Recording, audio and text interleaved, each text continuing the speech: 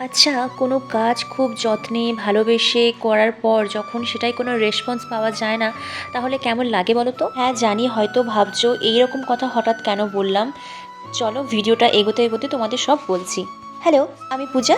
Welcome to our new mini blog challenge day 6। সবসময় তো তোমাদের ভিডিও দেখাই একদম সকাল থেকে কি করছি সেটা নিয়ে, কিন্তু আজকে ভাবলাম আমি বিকেল থেকে মানে বিকেলের ঘুম থেকে ওঠার পর কি করছি সেটা একটু শেয়ার করি। আচ্ছা, তার আগে তোমরা একটা কথা বলো তো, আমার এই ভিডিওটা তোমরা কোন প্ল্যাটফর্ম থেকে দেখছো, ইউটিউব না ফেসবুক? আরও একটা প্রশ্নের উত্তর দাও, আচ্ছা আমার এই ভিডিওগুলো তোমাদের কেমন লাগছে?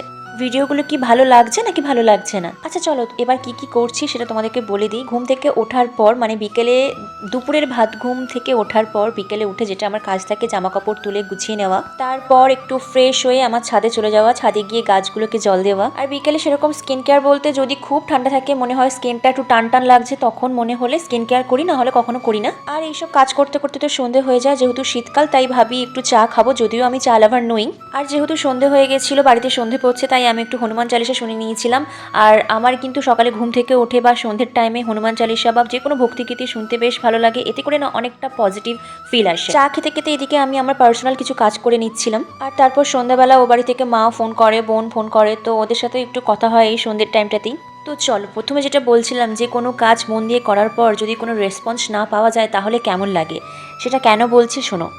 আসলে ভিডিও বানাতে আমার কিন্তু ভালো লাগে, কখনো কখনো মনটা একটু ভেঙেও যায়, কারণ এই এত কষ্ট করে ভিডিও বানাচ্ছি, এডিটিং করছি, তারপরেও কেন জানি না ঠিকঠাক রেসপন্স আসে না। হ্যাঁ জানি আমি রেগুলার ভিডিও পোস্ট করতে পারি না, কিন্তু তাও। তো যাই হোক, আজকের ভিডিওটা এতটাই, চেষ্টা করব অন্য ভিডিও নিয়ে আসার। ততক্ষণ বাই।